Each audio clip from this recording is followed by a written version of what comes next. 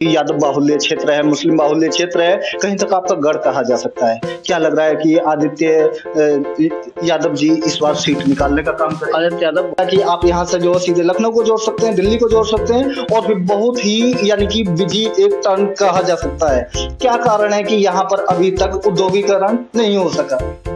Sugar mill बनवाया। Sugar mill बनने से हमारे क्षेत्र को बहुत बड़ी राहत है। हाँ, मैं बात बीजेपी कर रही हूँ। बीजेपी कह रही है कि हमने कहीं तक उच्च स्तर का विकास किया है। बीजेपी का क्या विकास हुआ, लोगों की कुछ समझ में नहीं आ रहा है, आप विस्तार दे दीजिए। नहीं है और मतलब कहीं कोई हमें तो दिखाई देता नहीं, पूरे प्रदेश में इन्होंने कहीं कोई विकास किया। आदित्य यादव की छवि की बात करूं तो कहीं तक बोल रहे हैं कि कहीं तक इनको विरासत में सब कुछ मिला है, तो चुनाव लड़ना मामूली खेल है, कोई भी लड़ लेगा। नहीं, विरासत में तो नहीं मिला है। विरासत तो अखिलेश जी को भी मिली है, लेकिन उनके कारनामे देखे बीजेपी क्या है, उन्होंने कितनी मतलब खुशहाली की है प्रदेश। आने वाले कल में और रिकॉर्ड से जीतेंगे और यूपी में रिकॉर्ड से कामयाब सीट होगी बधाइयों से। लेकिन जिस तरीके से बीजेपी माहौल बना रही है, इस तरीके से कहीं तक यादवों का गठजोड़ में लगी हुई है, बोल रही है कि यादवों के ही संरक्षण से हमारी सीट को निकालने का काम होगा। क्या देख रहे हैं कि यादव और मुस्लिम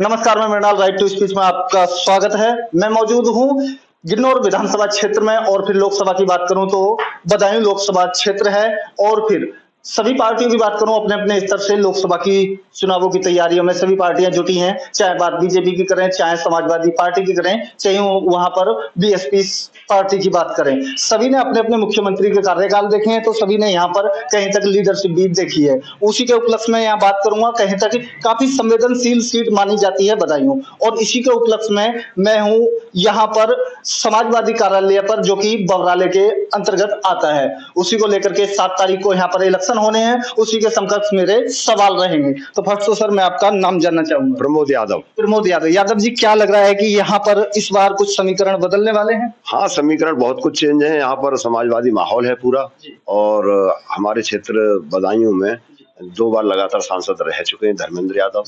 उनके जो कार्य किए हुए हैं वही आज तक हैं। बाकी पिछली बार जो संघमित्रा मौर्य बीजेपी से सांसद रही, उनके कार्यकाल में कोई भी काम यहाँ पर नहीं हुआ। हालांकि मैं चुनाव यात्रा पर निकला हुआ हूं, बात करूं चाहे मैं बागपत की चाहे अमरोहा की, तीसरा यहाँ पर जो टर्न है, जो कि 7 चरणों में मतदान होना है, तीसरे चरण के जो टर्न में यहाँ पर पहुंचा हुआ हूँ। वहीं पर मैं आपके क्षेत्रीय मुद्दों की बात करूं ताकि आप यहाँ से जो सीधे लखनऊ को जोड़ सकते हैं, दिल्ली को जोड़ सकते हैं और फिर बहुत ही यानी कि बिजी एक टर्न कहा जा सकता है। क्या कारण है कि यहाँ पर अभी तक उद्योगीकरण नहीं हो सका? यहाँ पर उद्योगीकरण जो भी हुआ है माननीय नेताजी के टाइम पर हुआ था। हमारे यहाँ से माननीय नेताजी एमएलए रहे, प्रदेश के मुख्यमंत्री रहे, उसी टाइम में उन्होंने ये शुगर मिल बनवाया। शुगर मिल बनने से हमारे क्षेत्र को बहुत बड़ी राहत है और अनूप शहर का पुल भी बनवाया, जिससे कि हम लोगों को दिल्ली तक हमारा रास्ता जाने का साफ हो गया है। और हाँ जी, मैं बात बीजेपी कर रही हूँ। बीजेपी कह रही है कि हमने कहीं तक उच्च स्तर का विकास किया है। बीजेपी का क्या विकास हुआ, लोगों की कुछ समझ में नहीं आ रहा है, आप विस्तार दे दीजिए। हमारे यहाँ पर बीजेपी, हमारे यहाँ क्या बल्कि पूरे उत्तर प्रदेश में बीजेपी ने कोई विकास नहीं। जवान युवा आज की तारीख में परेशान है, रोजगार नहीं है, कोई शिक्षा का कोई व्यवस्था नहीं है, और मतलब कहीं कोई हमें तो दिखाई देता नहीं, पूरे प्रदेश में इन्होंने कहीं कोई विकास किया। आदित्य यादव की छवि की बात करूं तो कहीं तक बोल रहे हैं कि कहीं तक इनको विरासत में सब कुछ मिला है, तो चुनाव लड़ना मामूली खेल है, कोई भी लड़ लेगा। नहीं, विरासत में तो नहीं मिला है। विरासत में तो उनकी पैतृक रहा है। माननीय उनके जो नेताजी रहे, मुख्यमंत्री रहे, रक्षा मंत्री रहे, और विरासत में, लेकिन जो है विरासत तो अखिलेश जी को भी मिली है, लेकिन उनके कारनामे देखे बीजेपी क्या है, उन्होंने कितनी मतलब खुशहाली की है प्रदेश। आने वाले कल में क्या इस पब्लिक को इंडस्ट्रियल एरिया के तौर पर यहाँ पर ये जाना जाएगा? क्या इसकी पार्लियामेंट में आवाज उठ सकेगी? ऐसी क्या पब्लिक ऐसा जो सोचने में जो आप इस स्तर की आवाज उठा पाएंगे? नहीं, हमारे यहाँ आदित्य यादव बनेंगे हमारे यहाँ के सांसद, तो हमारे यहाँ की हमें उम्मीद है, क्योंकि सारी आवाज हमारी क्षेत्र की उठाई जाएगी।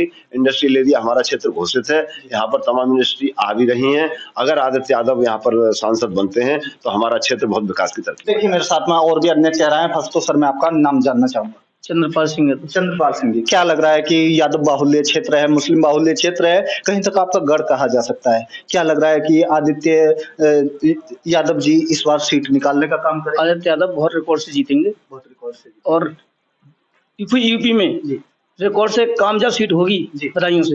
लेकिन जिस तरीके से बीजेपी माहौल बना रही है, इस तरीके से कहीं तक यादवों का गठजोड़ में लगी हुई है, बोल रही है कि यादवों के ही संरक्षण से हमारी सीट को निकालने का काम होगा। क्या देख रहे हैं कि यादव और मुस्लिम, सही में यादवों की बात करूं तो यादव को प्रतिनिधित्व देने की बात कर रही है? बीजेपी के लोग झूठ बोलते हैं, झूठ गुमराह करते हैं। सिंहमित्रा सांसद रही, अब तक क्षेत्र में नहीं आई। जो विकास किया वो नेताजी ने किया और धर्मेंद्र यादव ने विकास किया। और पूरे क्षेत्र में नाम पूछ लेना सांसद जी का, न सांसद जी पर नाम पर वोट मिल रहा है, नेताजी नाम पर वोट मिल रहा है। और आदित्य यादव इतने रिकॉर्ड से जीतेंगे, बीजेपी की छवि खराब हो जाएगी। बीजेपी की छवि खराब हो जाएगी, बहुत बड़ी बात कही है इन्होंने। मेरे साथ